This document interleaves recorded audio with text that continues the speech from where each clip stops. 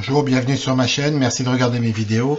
Aujourd'hui, j'avais envie de formaliser les bases du survivalisme avec une représentation graphique simple pour moi, mais aussi pour aider les débutants, voire les néophytes de mon environnement comme ma famille, pour leur expliquer, pour qu'ils comprennent le principe de la préparation, de préparation globale et d'autonomie. Alors, attention aux survivalistes déjà expérimentés. C'est bien entendu une démarche de présentation, une liste non exhaustive. Donc, ne me dites pas qu'il manque des choses. C'est clair qu'il manque des choses, mais c'est aujourd'hui un petit peu le socle des principes du survivalisme. Alors, c'est un outil de présentation simple qui pose des choses et qui pourra aussi servir à ceux qui se sont déjà lancés dans cette démarche. Bien sûr, d'autres éléments devront intégrer cette action, mais c'est ici une base de réflexion. Donc, ce document, je l'ai appelé la pyramide du risque, qui va intégrer plusieurs paramètres. D'abord, la pyramide qui représente les différents types de risques par importance. Donc, vous avez devant vous la pyramide, avec à la base les risques les plus faibles, on va dire, les petites blessures, les agressions personnelles, un attentat, si on peut éventuellement, malheureusement, être témoin d'un attentat, accident de la circulation, immobilisation sur la route, enfin tous les accidents hein, de la vie courante. C'est le premier niveau. Ensuite, vous avez le deuxième niveau qui est déjà un petit peu plus important, qui comprend les risques naturels, bien entendu, inondations, tempêtes, incendies, risques technologiques, éventuellement avec atteinte du domicile ou de son environnement proche, du domicile. Voilà. Et donc le troisième niveau, vous avez la crise sociale, les grèves, épidémie, pollution, licenciement, on en reparlera après, accident avec incapacité temporaire, hein, bien entendu, mais qui éventuellement vous empêche de travailler pendant un certain nombre de temps. Et au sommet de la pyramide, bien, malheureusement, l'effondrement économique et la guerre. Alors, on peut noter que la base, bien entendu, et sont les incidents ou les accidents les moins importants en conséquence, mais bien entendu les plus fréquents en nombre, hein, évidemment. Donc c'est la base. Ensuite, vous avez les phénomènes assez classiques avec en dernier l'effondrement économique en dernier, et c'est à dessein, parce que c'est celui dans les répercussions dans le plus longtemps. Hein, on pourra parler par exemple de l'Argentine avec sa crise financière en 2001 et qui a eu des répercussions jusqu'en 2010. Hein, voilà. Ensuite, on va rajouter un paramètre, l'indispensable échelle du temps, bien entendu, qui va organiser cette préparation en rapport avec les risques.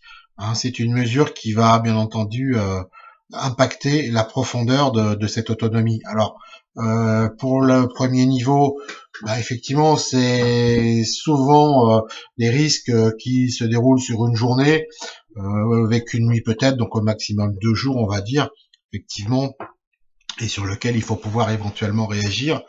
Donc le premier niveau, c'est la journée. Le deuxième niveau, ça va être la semaine, risque naturel, effectivement, inondation, tempête. Donc vous pouvez subir un risque naturel qui peut durer plusieurs jours. Par exemple, moi, vous le savez, j'ai été pris dans la neige pendant 4 jours sans électricité. Donc voilà, c'est du domaine effectivement de 2 à 7 jours, on va dire. Ensuite, les événements qui peuvent durer effectivement un mois et plus. Donc crise sociale, grève, bon éventuellement l'idée là ça peut être une grève qui s'éternise un petit peu, style un peu mai 68 par exemple. Ça peut être un problème. Épidémie, pollution qui vous empêche de sortir de chez vous en fait pendant plusieurs semaines. Alors le licenciement, hein, puisque ici les survivalistes ne pensent pas qu'à la fin du monde, ça peut être aussi un incident entre guillemets de la vie courante, un aléa de la vie courante, donc un licenciement effectivement, ou pour lequel il va falloir peut-être plusieurs mois pour retrouver un job, voire éventuellement un accident avec une incapacité qui vous empêche de travailler normalement. Voilà, donc ça peut avoir des conséquences assez importantes. Et puis bien entendu en dernier, on l'a vu tout à l'heure, donc la mesure du risque sur une année, voire plusieurs, un effondrement économique, on l'a vu avec l'Argentine sur plusieurs années, hein, et puis bien sûr la guerre, qui serait le pire des cas. Euh, voilà. Donc ça c'est le paramètre du temps. Enfin troisième paramètre, les réponses du survivalisme. qui passe par la création de systèmes permettant l'autonomie et la résilience face à l'effondrement de la normalité. Alors, ces systèmes sont pour une part du matériel, une organisation adaptée et surtout des compétences, bien entendu. Donc, pour répondre donc au premier niveau, vous avez ce qu'on appelle l'EDC et l'EDV. Donc l'EDC, l'ensemble des éléments que l'on peut porter sur soi tous les jours pour vous faciliter la vie et répondre à vos besoins de base. Et l'EDV qui est le complément à l'EDC mais dans le véhicule.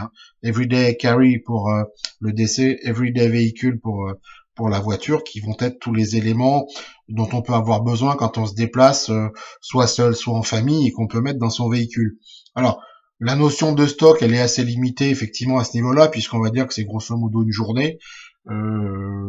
C'est l'idée de base. Voilà, on n'est jamais bien loin de sa base après. Donc, le stock, on va dire une journée. Ensuite, pour le deuxième niveau, au niveau de la semaine, eh bien donc on va avoir deux principes. Le premier va être le BOB, ou sac d'évacuation, un backup bag en anglais, sac d'évacuation qui doit vous permettre de quitter votre domicile si effectivement il y a un problème à ce niveau-là ou dans son environnement proche, pour vous permettre de s'en aller dans des conditions raisonnables, si on peut dire, enfin pour vous aider dans le cadre de cette évacuation, à peu près normal. Voilà, dans un cadre à peu près normal.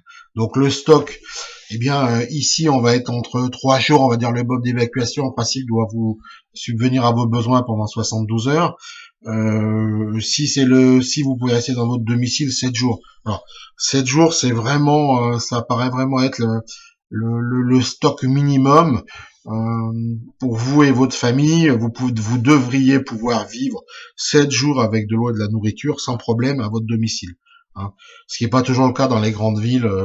On a vu certains articles où on vous explique qu'on est à 3 jours de la fin du monde. En gros, si vous voulez, les urbains dans les grands centres ont tendance à stocker 3 à 4 repas et puis après il n'y a plus aucune réserve. Donc voilà. Donc le minimum, a priori 7 jours, ça paraît être un minimum effectivement. Ensuite, la crise sociale grève les éléments qui peuvent durer plus d'un mois, enfin au minimum un mois. C'est la BAD. Alors c'est la notion de la BAD, donc la base autonome durable. C'est-à-dire c'est un endroit de repli. Alors c'est en principe votre domicile, ou si vous avez la chance d'habiter un petit peu à l'extérieur des villes, c'est-à-dire votre maison.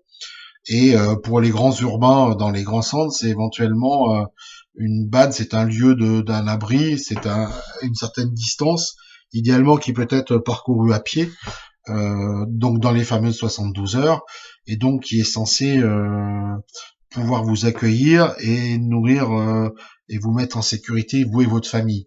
Donc à ce niveau-là, le stock c'est entre 3 et 6 mois, le minimum étant 3 mois, sachant qu'il y a un certain nombre d'événements qui peuvent durer effectivement plus de 3 mois jusqu'à 6 mois.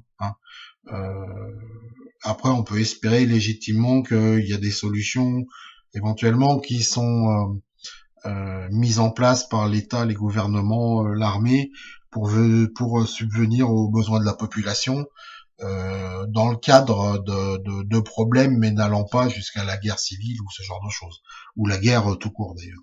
Voilà.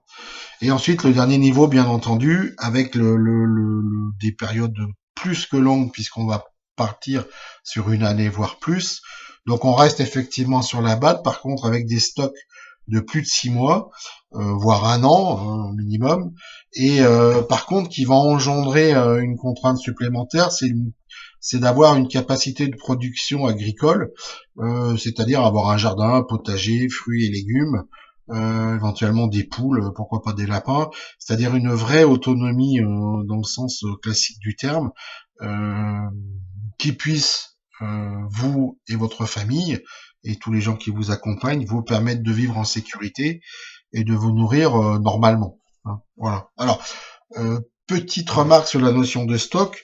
La notion de stock passe par l'alimentaire et l'eau, bien entendu, mais elle passe aussi par l'énergie, donc piles, etc., carburant éventuellement, par le chauffage. donc le bois, le gaz, stock de bois, stock de chauffage. Aussi l'hygiène, bien entendu, et les soins, hein, puisque s'il faut rester 3 à 6 mois, voire plus, en autonomie quasi complète, il faut pouvoir assumer aussi l'hygiène et les soins. Alors, il y a aussi une autonomie qui peut être financière, hein, ça peut être les économies, puisque dans le cadre d'un effondrement de la normalité sur plusieurs mois, il se peut quand même que la monnaie ait valeur et court toujours, et donc à ce moment-là, il est bien de pouvoir éventuellement en avoir un petit peu à son domicile. Voilà. Alors cette hiérarchisation, cette pyramide du risque, permet de se situer et d'évaluer sa préparation. Bien entendu, le survivalisme n'impose rien et laisse le soin à chacun de déterminer son niveau d'autonomie. Donc vous avez aujourd'hui une carte, un plan, qui jette les bases avec des objectifs et des paliers. Voilà, donc ces paliers à déterminer après effectivement à quel niveau on souhaite se situer. Alors, bien entendu, un EDC ne vous aidera pas à survivre une semaine, et si vous vous préparez une crise sociale ou éventuellement un licenciement, il vous faudra un toit sur la tête et un stock alimentaire de 3 à 6 mois, bien entendu. Hein. D'un autre côté, pas de catastrophisme, je vais y arriver, non plus du côté des survivalistes.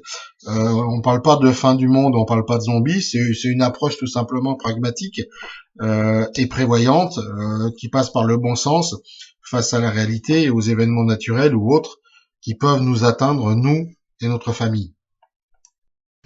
Pour finir, donc, j'espère que cette pyramide du risque va pouvoir vous aider à formaliser un petit peu cette démarche, éventuellement vous aider à convaincre les gens qui vous entourent ou expliquer à votre famille un petit peu le but de cette démarche de préparation.